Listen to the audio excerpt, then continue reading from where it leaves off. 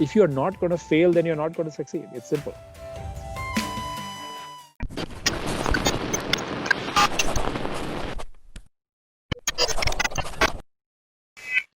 Welcome to Zen-Brain. It's a pretty straightforward story. The year was 2012. Chetan Mahajan had joined an edutech and coaching company 3 months earlier as vertical head. The company had branches all over India and had lost its top teachers to its competitor in Bokaro in Jharkhand, a place that the institute was doing rather well. Parents began demanding a refund, and Chetan decided to go to Bokaro to resolve matters.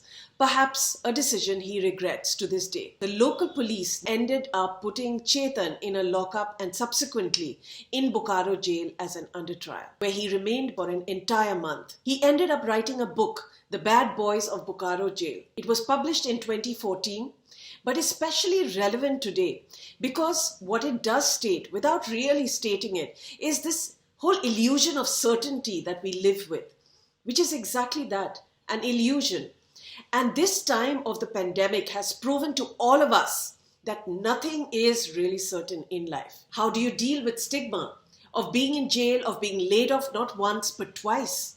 How do you deal with failure and other people's perception of you? How do you rewire the way you think about things, about people, about life? I'm so pleased to have with me Chetan Mahajan today. Thank you for sharing your story so openly, and thank you for the vivid account of your time in Bokaro jail, a book that I just could not put down.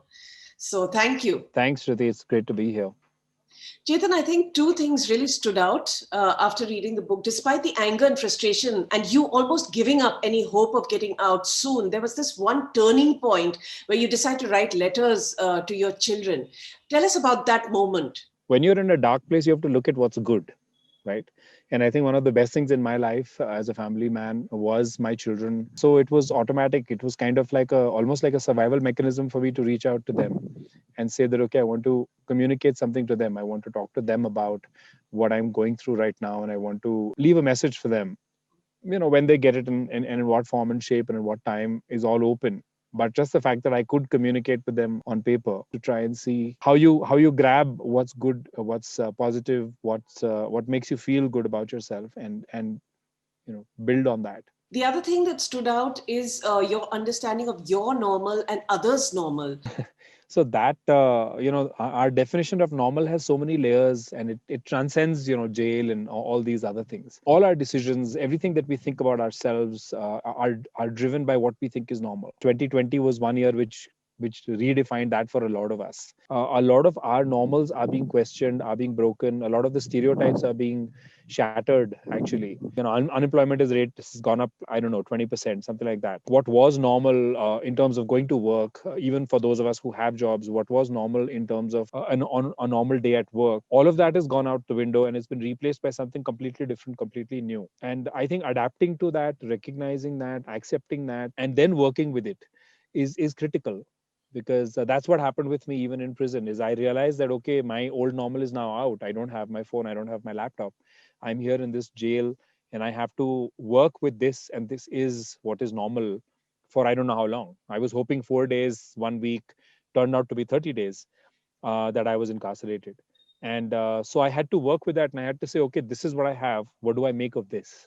Chetan, if I ask you to look back at that time that you found yourself in jail, what do you learn from it? And how do you look back at the experience? So there's this saying that when you look back, it's always with rose-colored glasses. It's almost delusional how we can make romanticize or make even the most grim experience nostalgic. When I was there, and I remember this quite distinctly, I was in a lot of despair. It was very, very difficult for me, for my family, for everybody who cared about me.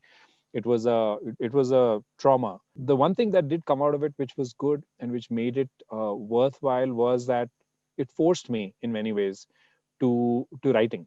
The reason I said it forced me is because there's nothing else left for you to do. You can't watch TV, you can't talk to anybody on the phone. There are no options available. So the only things that I could do in jail was to read, to run, and to write. And you can only run so much and you can only read so much. So I turned to writing almost as a last resort, saying, okay, this is one more thing I can do to try and stay sane in here. So no, I can't say that there's any fondness or any any nostalgia even that I feel for Bokaro jail. But I will say that if I hadn't gone there, I may not have gone into writing. I was on the default path. I was on this whole corporate, treadmill, and it was going on, and I was going on, and it was just nothing shook the system, nothing broke things down. But then this jail experience really shook everything up, shattered a lot of the myths. We were talking about normal in the last question. It completely changed the normal and forced me to look at, okay, what is really important.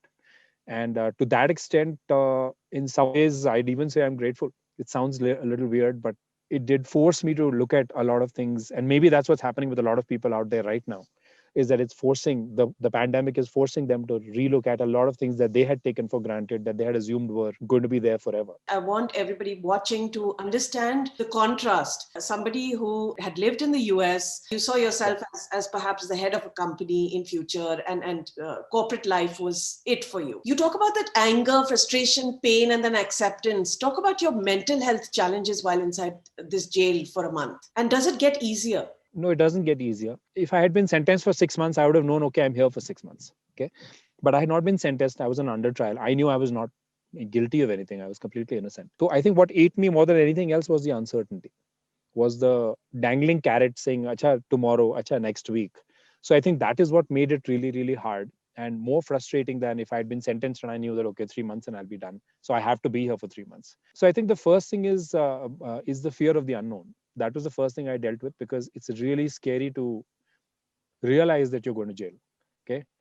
It's never on that list of possibilities that will happen to you. So the first thing is the fear, to deal with this complete unknown. So you don't know whether you'll get beaten, you'll get raped, you'll get, what will happen to you, you just don't know. The second thing was accepting that, okay, if I'm here now, how do I take care of myself? How do you ensure that the basics are there, that people don't harm you in any way, that you are, you get food, you get access to your basics.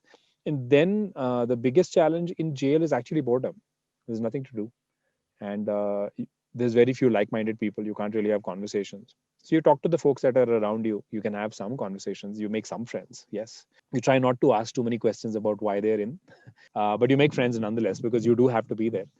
And then you have to figure out how do you get through this, and how do you in my case, I was seething inside, but I was also very keen to make something good out of it. I wanted it to not be something I have to be defensive about, or I have to hide for the rest of my life.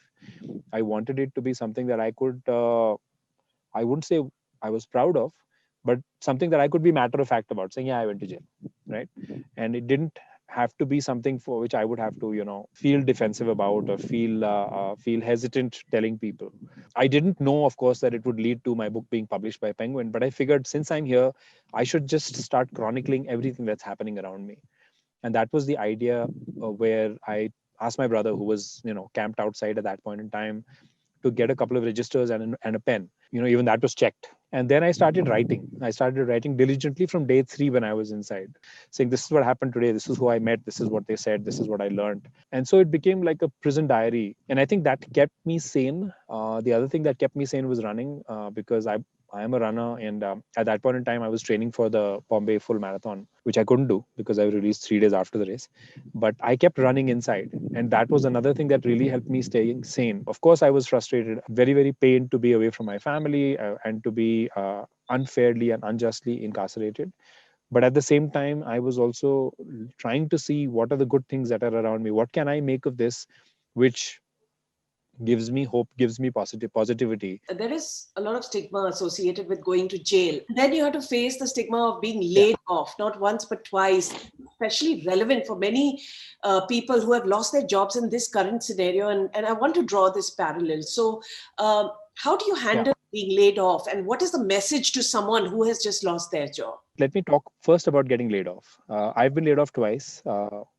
Both times it was fairly unexpected. The first time when I got laid off, I immediately, brushed up my resume, went back out into the marketplace and started looking for new options.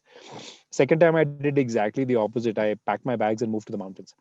We are conditioned since our childhood to think that everything about us is a title, it's a job, it's a role. When we meet somebody at a party, the first question, we ask people, and the way that we introduce ourselves is, oh, I'm so and so, and I do so and so at XYZ company, right? So you have to define yourself by your career. You define yourself by your designation, by your title, saying I'm a general manager at Royal Enfield or whatever. That becomes our identity, and I think that's a problem. That's a mistake, because then it's all external indicators which are defining who you are. But there is more than society. There is more than these designations and titles and roles which define us. And sometimes you have to break out of those molds to be able to discover who you really are. Getting laid off is not the end of the world. You've lost a job doesn't mean you should lose hope. It's very, very important to cling on to hope, and it's very important to realize that this social definition or the world and how they think about you is not going to determine who you are. It is you who are going to determine who you are. There is a lot of positive things, capabilities, skills that you have which may not fit into your resume. So your LinkedIn profile doesn't actually capture and explain who you are beyond certain degree that you got and some work that you did. So there's much more to you, and you have to reach out. You have to reach and look within and find what those things are. It's a process of discovery very often. It was for me as well. And you have to give yourself that much confidence. You have to have that much faith and belief in yourself, saying, I know that I'm bigger than this and I can take care of it. I had a job, I lost it. Just because somebody else doesn't think you're good enough for a particular job should not be a reflection how you think about yourself. That's just one particular company. You were a fit there, something changed. It doesn't make you a bad person. It doesn't make you a failure. Those labels are the problem. Getting laid off is not a problem. And it's an opportunity in many ways. There is this old Kabir Doha, not obviously Kabir never got laid off, but there's this old Kabir Doha. He says, Bhala hua meri matki phuti re, main paniya bharan se chuti re. Right? He's talking about death, but it's as applicable to getting laid off. You will only discover what else you can do if you वो एक बार मटकी फूट जाएगी तब आपको समझ में आएगा what are the other things that you might be capable of when you don't have that load that you have to carry up the hill every day. So you have to look at it almost as an opportunity and saying, okay, if I don't have a job, what are the other things I could do with my life? What are my other skills? What are my accomplishments? What are my other passions? And how can I make a new life out of those things? There is opportunity in every sphere which is not defined as a career in today's world. And it's for you to go out and explore and discover what you might make your life into. If somebody is going through that process right now, there are financial implications. What is the Yeah, message you'd like them to hear? it is going to be difficult. I'm not saying that it's an easy thing and you can smile the way through it. No, it's not. You have obligations, you have things that you need to manage, prior commitments that you have to meet. The first thing you have to try and do, especially if you think that it's not like you're very readily hireable and you can go and get another job within a month. The problem is very often when we get laid off, we don't know. We assume that, but we don't know for sure. But the first thing you should do is you should lighten up your cost. You should really, really look at cutting down cost. If you're living in a 3-bedroom house with a whatever rent of X, look for a 2-bedroom house or a 1-bedroom house with a rent of half X.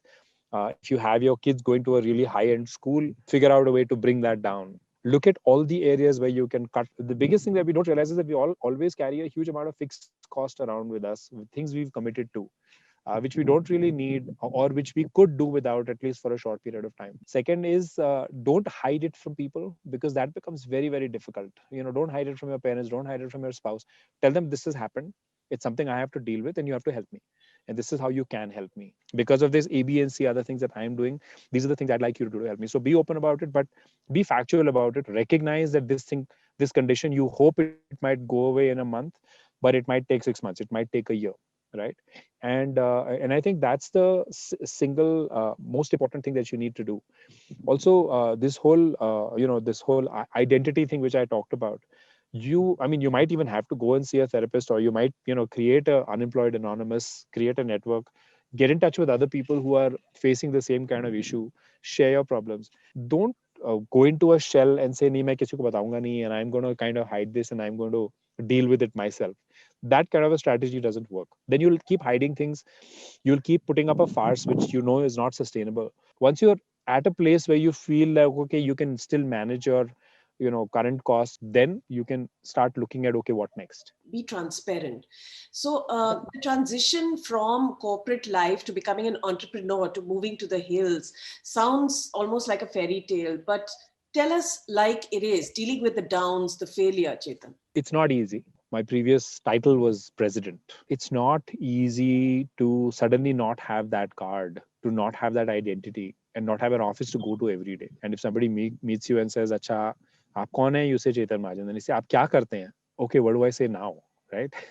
It's this thing. से कभी मैं क्या बोलूं? मैं कुछ नहीं करता हूँ. So that's not okay. So then you say मैं लेखक हूँ, which is kind of lame because most people know कि लेखक is like a hobby. It's not a career. Right? It's not a profession.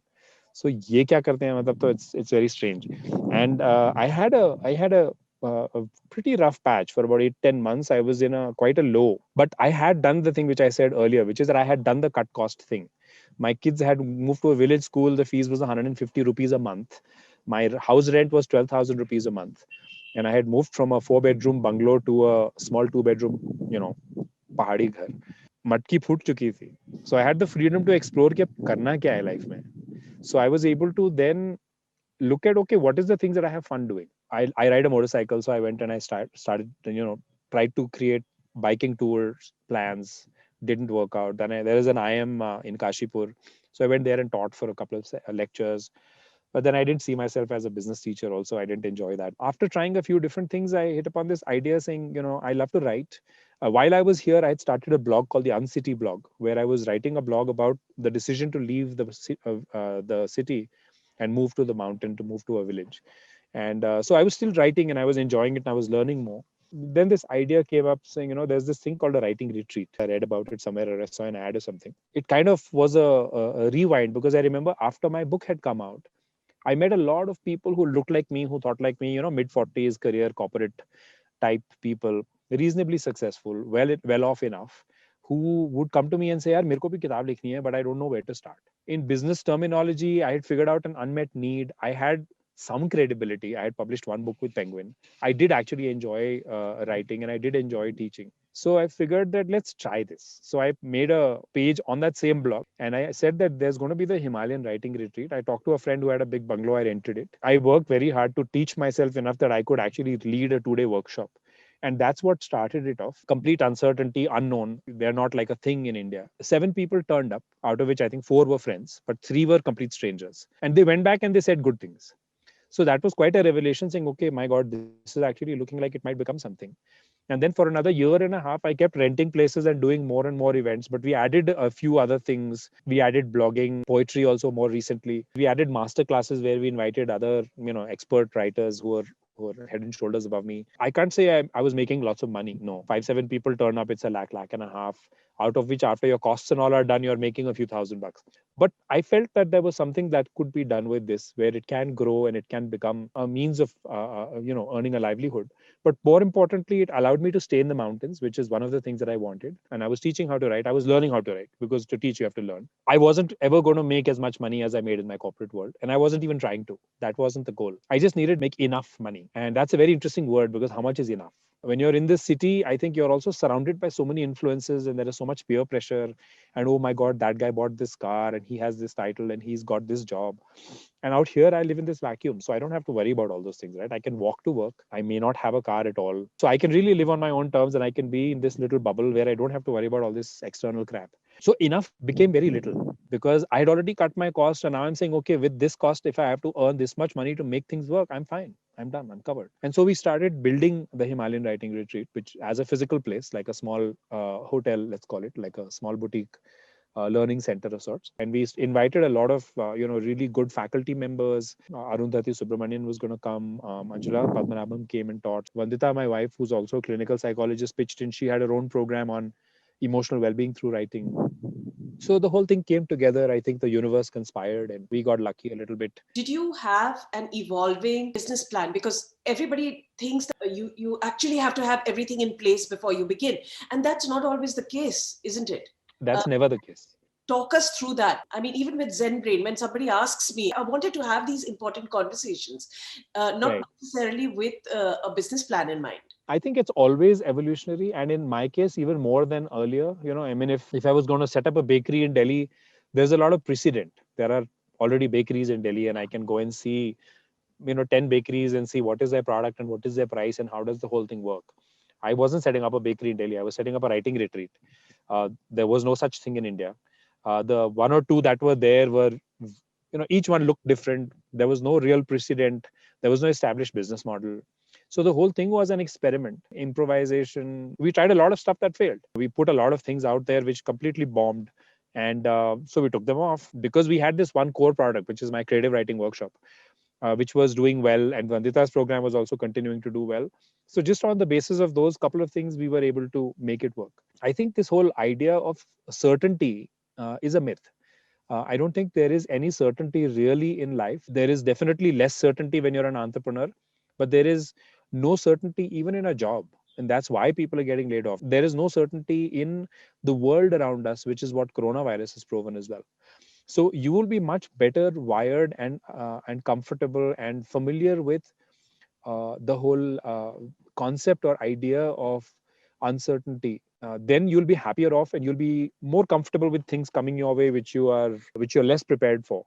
But if you expect that everything will move in a straight line, that everything will continue as is, that you will stay in this job, you will stay in this city, the kids will go to this school, your business will never have ups and downs, that's not how the world works. It's very, very important that you be comfortable with the idea of uncertainty and realize that certainty is a myth, and that you have to keep adapting and changing and modifying things to just stay where you are, even to stay in the current place. It's like rowing up river.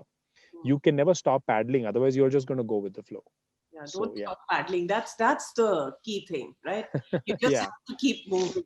You've spoken about your wife, Dr. Vandita Dubey, has been on Zen-Brain. Does it make it easier or tougher being married to a clinical psychologist? So see, when she was studying psychology, it was positively dangerous. So when she was a student, I was the guinea pig. She's now been practicing for many years. It's helped me a lot to have her by my side, especially when we've had these difficult phases. I'm this, classic MBA type who's gone and worked in a company for 20 years, and now he suddenly unplug and move to the mountains. It's a bigger shock to my system. She's always had private practice. She's always been in it a certain way. She's seen a lot more through the proxy of other people's lives than I have in this straight line that I've been living. So I think it's helped a lot to have her in my life, because like when I came out of jail, I'm sure I was suffering from what would clinically be diagnosed as PTSD. I Yes. did have nightmares of not being able to get on this train, and not being able to move when I was in a really dangerous place and things like that. But she did help me kind of climb over that and get past that and move on with life. Your life story has been about everything that we stand for on Zen Brain, and that is rewiring the way we think and see things. So, what's worked for Right. you, and what do you ensure that you do on a daily basis? Because, as you said, it's important to keep moving. I mean, what do I do on a daily basis? I like to write on a daily basis. That's one thing I definitely try and do. I think maybe it's just the nature of, who I am. I have, fortunately or otherwise, been part of startups which have failed in the past, and that's taught you a lot. But there is an inherent desire to do something new, to keep inventing, to keep coming up with something different.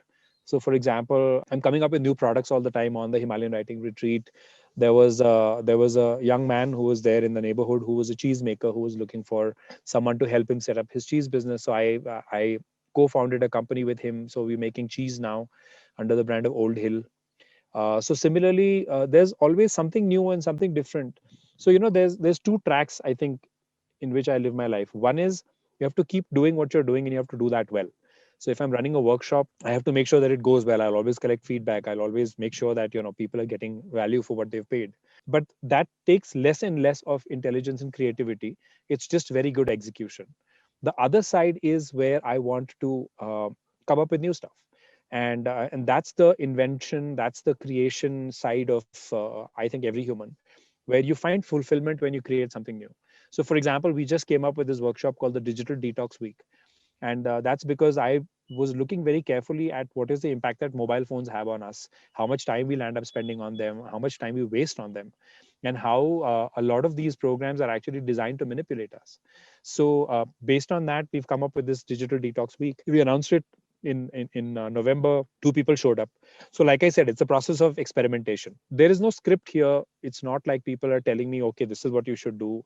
It's just scanning the environment around you, looking at what all you're doing, looking at what you have, If I have the ability to do research, to create a curriculum, to help people with something, I have a physical place where I can invite people where they can come and stay for 6 days, then what are the other interesting things I can do with this? I just want to get into failure because it's a Uh-huh. very important thing for the generation that doesn't seem to quite get it. What is failure and how to deal with it? Yeah. How do you handle failure? Oh, so failure in the writing world, for example, is getting rejections, right? You send letters to literary magazines, you send a manuscript to a publisher, and it gets rejected.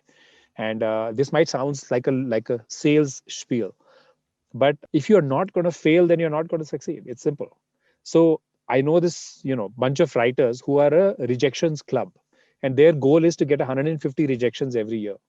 Because if you're getting 150 rejections every year, that means you're going out there, you're sending your work, you're submitting to different kinds of publications, magazines, literary magazines, and if you're going to get 150 rejections, chances are you'll get 10, 15, 20 acceptances. And that's what the ratio looks like, and that's what the reality is. So like I said, with this digital detox thing, maybe we'll do it twice and then we shut it down because it doesn't work. I don't know. And that's the uncertainty that you have to be okay with, saying we're going to try it out. There are no guarantees. It might work. We'll find out. We'll give it our best shot. We will not do a half baked job because it might fail, because then you're increasing the chances of failure. You give it your very best shot. But be okay with the idea that nahi chalega, theek hai yaar, we'll do something else. So I think that's really how you think about failure, and that's how you have to. And this is not just true for a product. This is not just true for a venture. It is true for a job. It's true for a relationship. It's true for a lot of things in life, that these things happen, and you have to, you can't just keep whipping yourself for the rest of your life because that happened. What you have to do is you have to dust yourself off, get off the ground, and say, okay, let's move on and see what's next, and what else you can build, and how else you can, you know turn that failure into that number 5 rejection, so that then number 6 is where you finally get successful. You've left us with many things to think about. And this whole illusion of certainty, what I've taken away from you and talking to you, is something that is just that, the illusion of it all, right? And we Yeah. all know that in our life, nothing is really certain. So why should we expect that certainty in our jobs, in our careers, in what we do? Life itself is uncertain, so yeah. Exactly.